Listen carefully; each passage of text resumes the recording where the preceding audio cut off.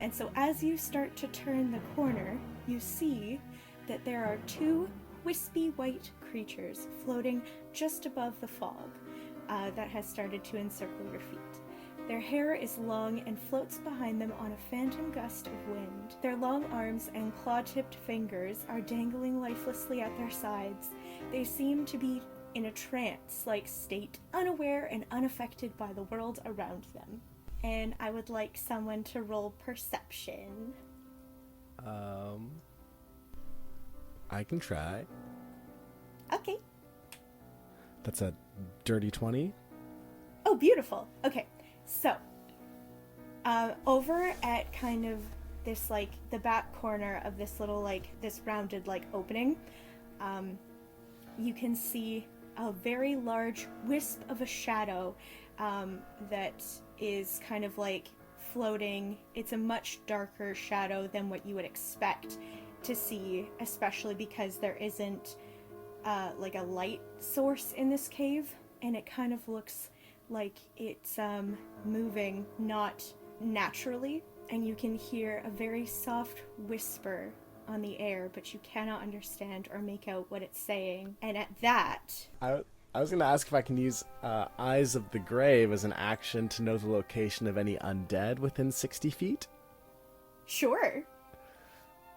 Are any of these things undead? Two of them. Cool. The, like, two white figures that are floating in this area. And at that, everyone roll initiative. Anu. Seeing the state of things, Anu is going to use Radiant Consumption. So I'm going to radiate a bright light in a 10-foot radius. And the dim light that extends 20 feet for 1 minute. And once per turn, one attack or spell will deal 5 extra radiant damage to the target. At the end of my turn, all creatures within 10 feet of me, including myself, take 3 radiant damage. So I'm going to move away from the others, and I'm going to cast Spare the Dying to stabilize Lena. Spare the Dying, which I can cast at a range of up to 60 feet. So as my action, I'm going to do that, and then I'm going to Spare the Dying as bonus action, and then ideally myself and the 2 banshees each take 3 radiant damage. Okay, and one of the banshees is down in front of Caitlin. You can see that this creature just starts to, like, close in on itself. Its shoulders start to slump, and it's wailing in excruciating pain at this light. And it just kind of starts to sink into the ground and back into the smoke, and it disappears. And then Anu, it is your turn. Okay, I'm going to first end Radiant Consumption as bonus action, so that Benny does not get knocked for radiant damage. And then I'm going to move as close as I can to the Banshee, and I'm going to cast Toll the Dead again, and this time it's going to do 2d12 damage if it fails the save, so it has to make a Wisdom save, DC 15. 2. Okay. I need different dice, guys. So that's going to be... It's going to be 12 necrotic damage.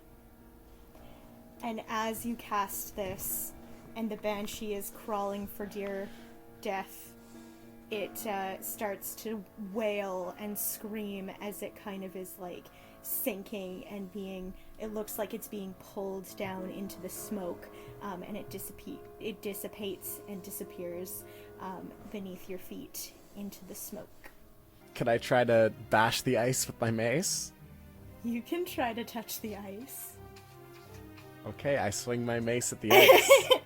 Okay, so as you do that, you start to notice that the walls around you, and particularly these icicle shards that have been framing this door, start to crack, and the ice that has been encasing the stone walls and the 8 icicles that are coming out of the wall start to break into really small shards that whiz past you, kind of circle in a little mini tornado over kind of like a little bit further back down the hallway from where you came, and the ice starts to crunch into shards, and they all kind of compact together, and as they start to form into a gigantic Goliath-looking beast made out of this dark ice, jagged shards. And the creature is almost 8 feet tall and is slightly hunched over as if its body is made of sheer, as if the body that it has made of sheer ice is almost too heavy, and it lets out a deafening roar like the sound of shattering glass, and it starts to kind of run at you as if to like body check you guys all away from this door. And we're gonna do a second round of combat. Luna. Luna is going to move to where she is between Benny and Anu and the creature, and then, without not holding her staff at this point, and she's just going to kind of bring her hands together and, like, clap them really hard in front of her and cast Thunder Wave at 3rd level. So the creature would need to make a Constitution saving throw. Oh, finally, it saves. Wait, what did Bane do to it? Yeah, did you subtract a d4 from its saving throw? I did not. Let's do that. Oh, never mind. Nope. Ha ha ha ha! There we go. I literally got a 4 on the d4. As you should. I mean, There you we rolled go. high. Yeah. I did roll high. You know what? You're right. I'll take that. Okay, It works. so that is gonna be 4d8 thunder damage. Right, that's my d8. Oh gosh. Oh boy.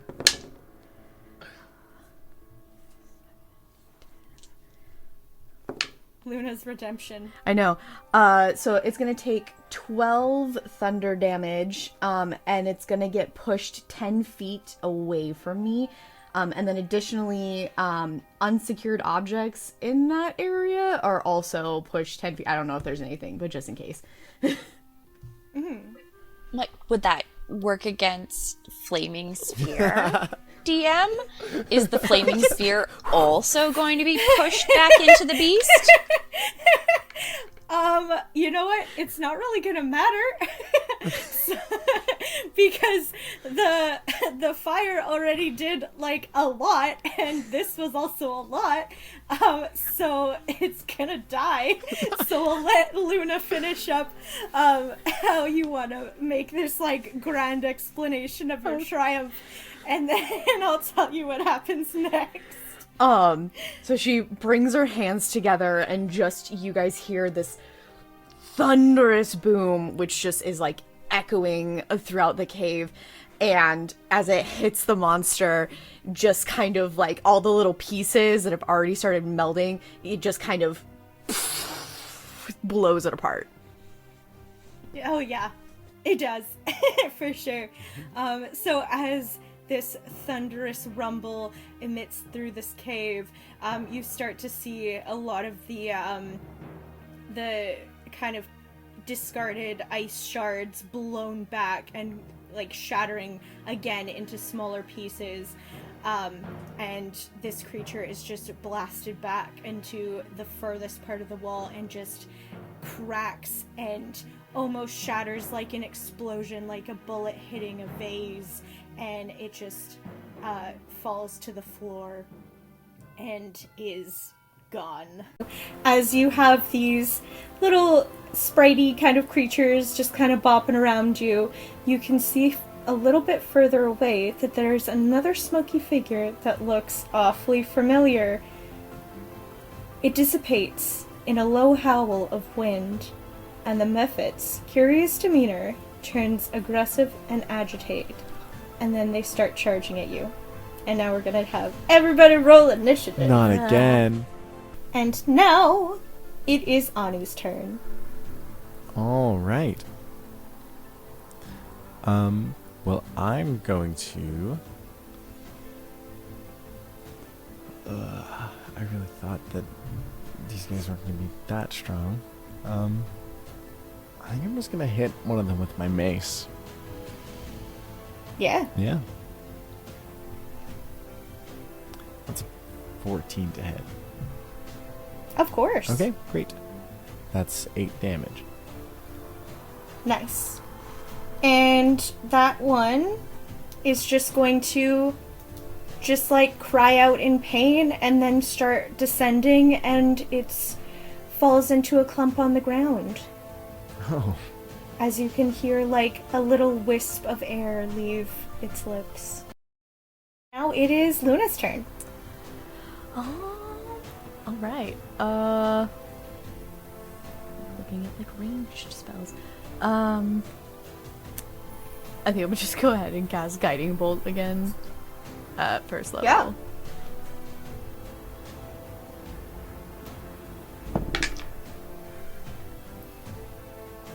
Uh, 15 to hit. It does.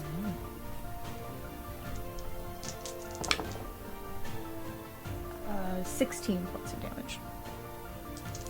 Beautiful.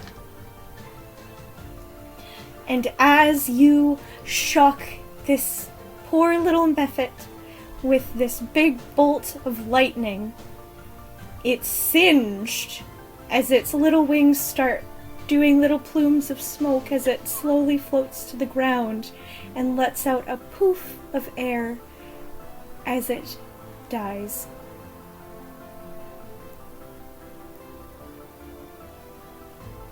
Okay, that's my turn. And now it's Benny's turn. Benny, seeing this, like, is welling up with tears a little bit, and like, please, no, I don't want to do this. And she casts Firebolt. That'll be a 13 to hit. Yeah, it hits. Oh no. I mean, it's good, but also I'm conflicted. Oh gosh, that's 14 points of fire damage. Beautiful.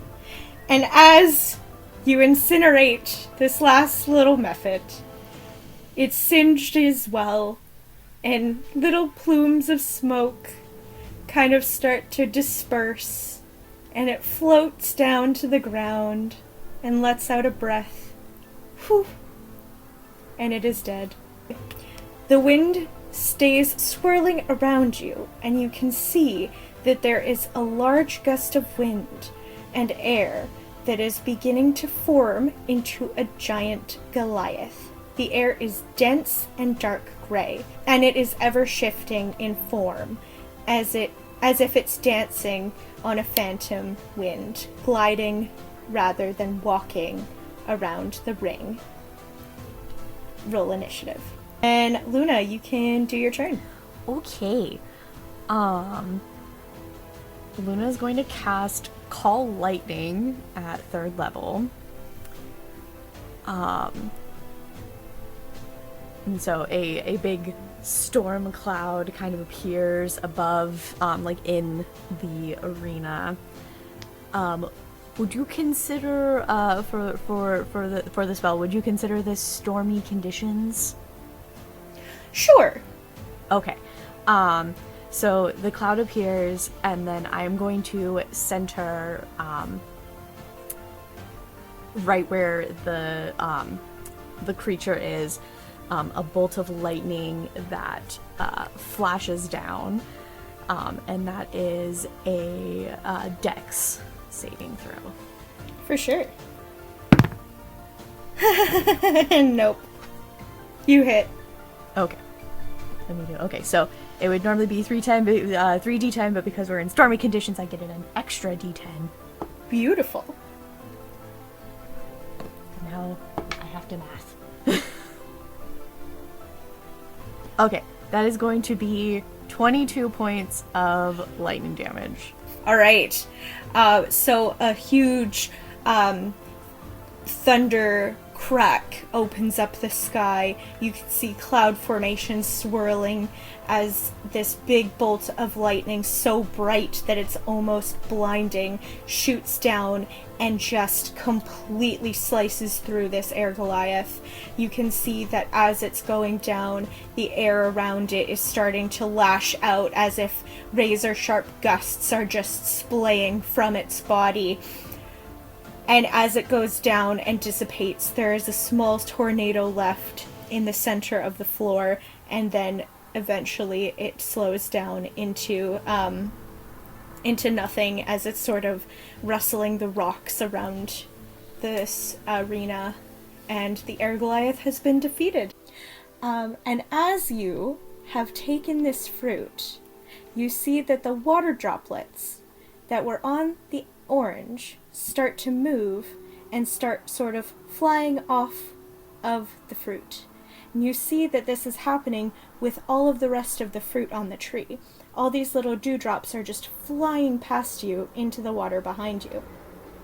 You turn around and you can see that there is a large beast starting to form from the water. The creature is entirely made out of clear translucent droplets, and it is beginning to form 5 tentacles, which begin to start reaching towards you. Everyone roll initiative.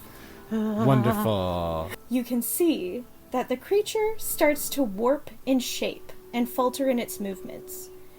It's starting to look like the water is almost being like punched and shifting, which doesn't seem to be possible because it's water, but it just looks like it's being warped into weird shapes. And you can see that the creature is plunged back into the murky depths as Benny is risen out from the water and plopped back down onto the raft. You can see, just slightly in the distance, a tall water genasi with navy blue hair tied up into a loose bun, paddling towards you on a large stand-up canoe. So as you guys are starting to prepare to go back through the volcanoes, you start to hear a rumbling in the walls. From behind you, a large smash throwing rocks and debris pops out, and you see that there is a gigantic squid that starts to kind of like grab for the treasure that you just have taken. We got Indiana Jones. Luna just goes, I told you!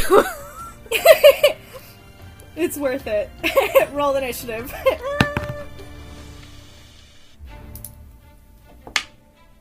We strategically cook this calamari in the volcano. As you turn, you see a water Goliath burst through the cascade of the waterfall. You can see that the blue glowing sphere is trapped inside of the Goliath's stomach. Everyone roll initiative. I'm gonna toll the dead at this guy again. So DC 15 Wisdom save. Okay. I got a 4. Alright, well. He takes 19 necrotic damage. Oh, well. As you have sent this overpowering sense of dread over to this Goliath, you see that the water just starts to sort of rumble in itself, and it starts to kind of shed off and rain down in these little drops that are coming down so quickly, like a very what's it called? Controlled or concentrated section of this room is just going through a flood storm.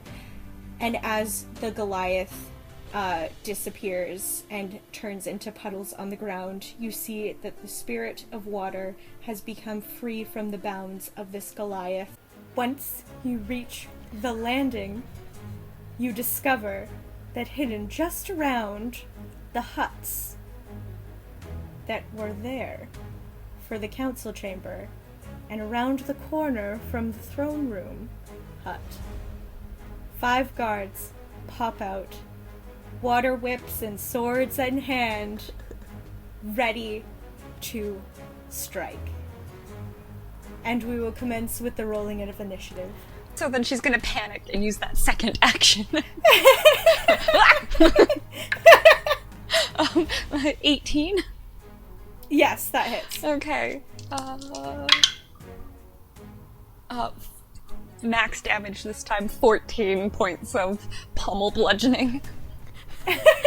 Amazing. You hit this person square in the temple. They just sort of stagger back. This water genasi kind of looks like they're off kilter, swaying a bit on their feet, and just sort of like tries to hold up their sword, just still going at it for the sake of their matron, and then just all of a sudden falls backwards like a plank onto the ground. I'm gonna cast Primal Savagery.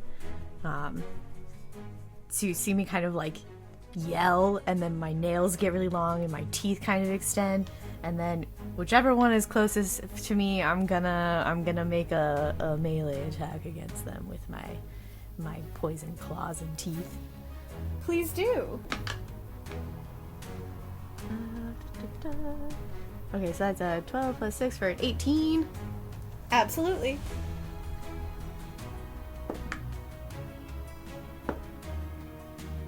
For 11 points of poison damage.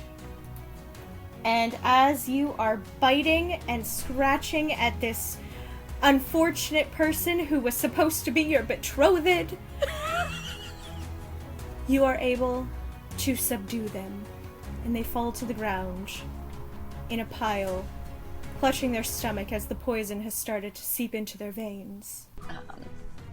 She's gonna try to do like the boxer thing where they go for the jaw and it's like the one hit knockout. She's going for that tender part of the jaw, just going for it. Nice. 17 to hit? Yes. Okay. Damage.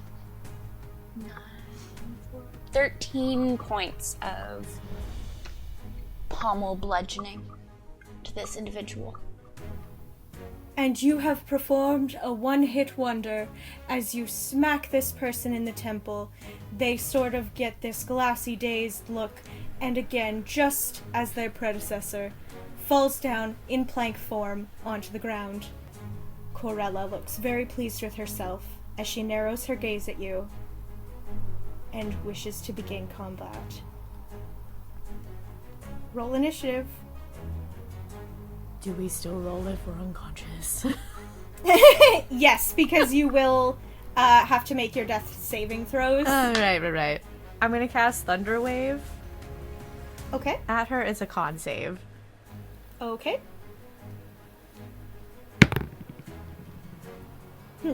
That is a 10. Okay, so she fails, so she will take full damage. Just 4d8. Oh, hell yeah. Okay, so that's gonna be 20 points of thunder damage, and then she gets pushed 10 feet away. In fact, it doesn't even matter, because as you are fueled with the fury of all of the wrongdoing that she has undertaken, thinking of Brine, who is somewhere in this land that needs your rescuing, Corella is zapped with your lightning damage and falls to the ground in a clump. Okay, Anu. Nord's looking pretty rough.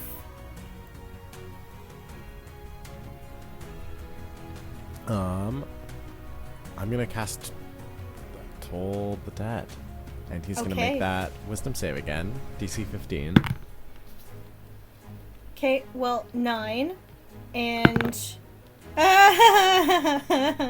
he got a nat 1, so that is negative numbers that I just won't even Yeah, bother. Actually, exactly. we'll do that for fun. We'll do that for fun. For sure.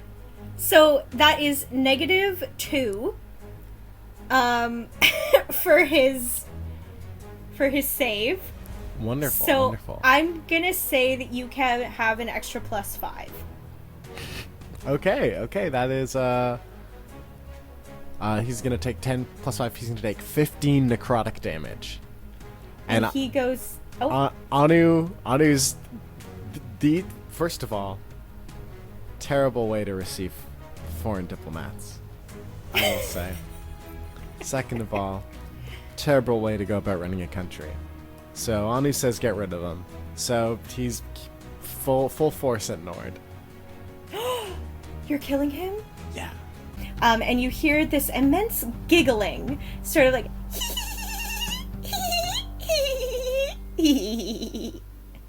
and you see that 3 tiny fire sprites have emerged from the pool of liquid fire and they are working diligently to try and knock you off into the lava. You can tell very deliberately doing this to make, to have fun. Like, they're doing this in order to, mess with you guys, because to them it's enjoyment. So everyone roll initiative. Ah. And then, Luna.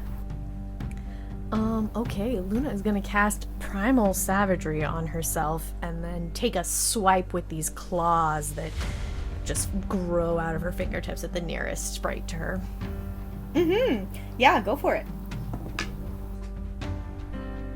Alright, that's a 15 for a 21 to hit. You hit. For 14 points of poison damage. Amazing. So you see this little fire sprite just start to kind of she stops laughing, and she just kind of looks at you wide-eyed, and then just sort of gasps and then bursts into flame. And as these little tiny sparks float back into the lava, they sort of mix with this liquid fire and sort of flow away. Now it is back to Anu's turn. All right, I'm going to cast Toll the Dead again on the one that I missed last time. Absolutely. Okay. And so this time it will hit. Nice. Is this the same one that has been hurt or no? No, this one is, so there was 3 of them, so Jupiter faced one, you were facing another, and Benny was facing another. Okay, well, this one's going to take 11 necrotic damage. Awesome. So you see this little tiny sprite, just sort of same as what happened to the other one, just stop laughing, and their eyes go super wide, and then they just burst into flames of sparkling little almost when ashes kind of pop off candles, and it starts to just float into the liquid magma. Have a nice trip. See you next. I guess we don't have seasons. Luna, do you want to take it away? Take it home? Yeah, I'm gonna go ahead and is it cast Primal Savagery again. Claws come out, and I'll take a swipe at there's just one left, right? Yeah. Okay, take a swipe at the last one. Go for it. It's so funny, it was a 15 again for 21 to hit. Absolutely not, because now we're going by my old house. So if it's too high, it doesn't hit.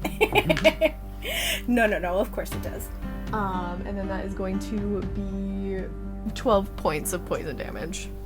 Yeah, and you see this one just sort of burst into its little sparkler flames as it descends back into the lava from whence it came. So you open the wall with the burning tree, and as you do, you see 5 fire mephits come rushing out from behind the wall, all rushing out at you, poised to attack.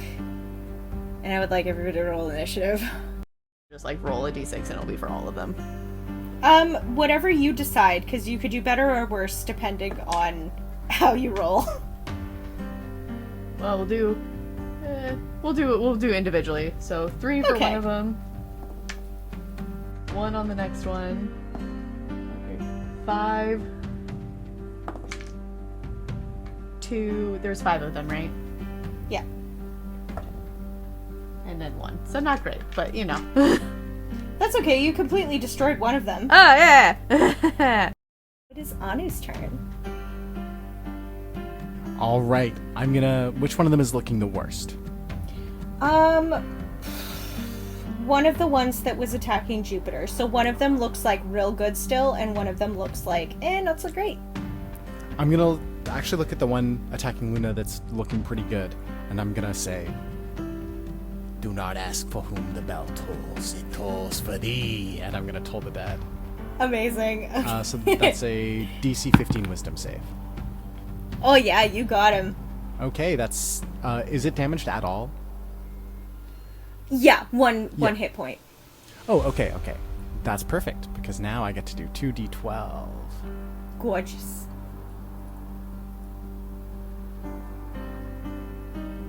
Okay, that's 13 necrotic damage. Oh yeah, it explodes into a puff of smoke. Benny, what are you gonna do? Approach the last one and swipe with her bone blade. Mm-hmm. That is only a 15 to hit this time. And yet it still does accomplish your goals. You may roll your damage. Oh, thank goodness. It is 7 points of slashing damage this time. And this mephit combusts and exiting down the stairs from where you came, blocking your exit. You then hear a giant, great roar engulf the room, and emerging from the lava, there are 3 fire Goliaths ready to strike. 3? 3 of them? With Benny. Yeah, she's gonna keep darkness up on the one and move towards another Goliath and slash at it with her bone blade sword. All right. See how this goes. That is a 19 to hit. It does. Alright, let's see this. That is a total of 13 slashing damage. And you have successfully destroyed this fire Goliath. Yeah. You see that it starts to implode in itself. The magma starts to crumble. Now, Anu. All right. I'm gonna take aim at another one of them and cast Toll the Dead. All right. 4. They're both looking fine. More or less, One of or- them is perfectly fine. The other one looks a little bit dented. Okay, I'll take a look at the dented one and I will cast Toll the Dead. So that's a Wisdom 15 save. And if this one is, it might still have Bane on it. I don't know which one has Bane it and does. which one doesn't. It does still have Bane, and it got a 4 anyways, so, I mean, you could take it as a 0. Haha. Okay, so that's going to be 2d12 damage. 2d12 necrotic, which is 16 necrotic damage. Oh yeah, it's dead. Nice. And the same sort of thing, it just sort of falls to a clump of hot magma that rolls back into the fire curtain that surrounds you all. I don't want to say this is getting a little easy, but it's getting a little easy. And Anu. Okay, I'm going to Toll the Dead on this guy. Yeah. DC 15 Wisdom save. 'Tis a 9. Yes. And a little bit of damage on this one, yes? Yes. Yes, lovely, lovely, lovely. So that is 17 necrotic damage. Damn. And just like its companions, it sinks to the floor in a magma puddle and then returns to the fire curtain from whence it came. And you see on the other side of you that another shadow leopard had started to advance and is running at you all. So the other 3 were a distraction tactic, and this one is jumping and trying to like leap and attack Anu, and we're just gonna all roll initiative. Benny then is going to firebolt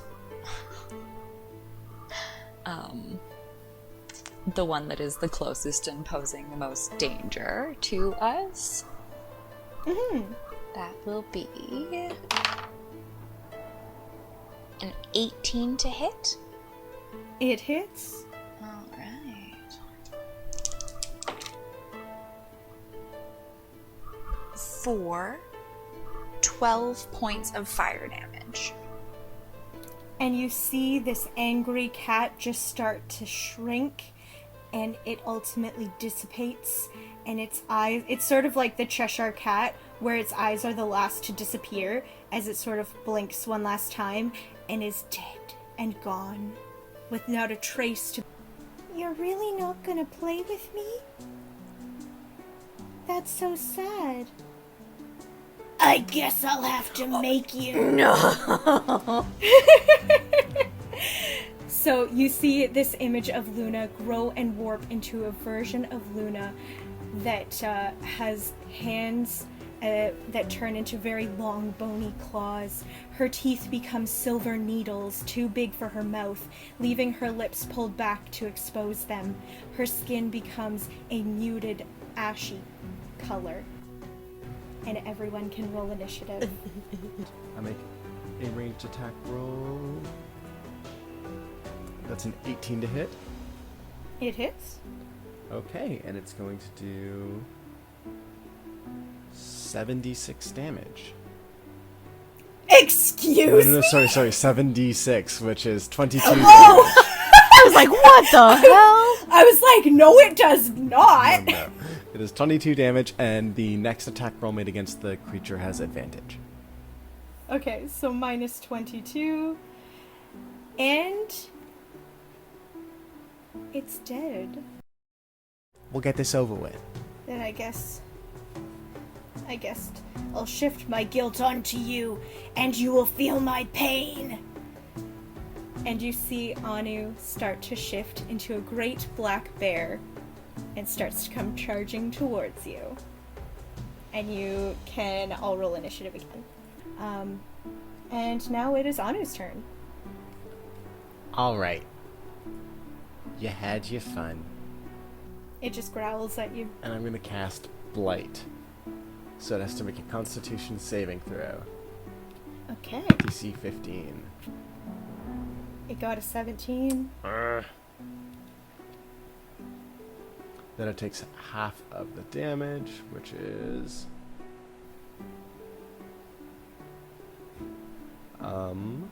It's going to take 15 necrotic damage. And that's it. Okay. So minus 15. Nice. So as you strike out your hand at this bear, it starts to fall to the ground and begins to shift back into this form of teenage Anu. And as he's crying, his tears echo through this chamber. And he says, I suppose it will always be my fault. Yeah, And that's he right. Sobs. He sobs as he passes you. It's my fault that you're dead. Au revoir. Anu, as you are walking down this grape-colored road, you start to feel as though the road moves on its own. And as you're going, it seems like you're not getting anywhere. You're walking, but you're not really moving. And as you continue, no matter how many times you try to circle onto this spiral, you can't get any closer to the wall.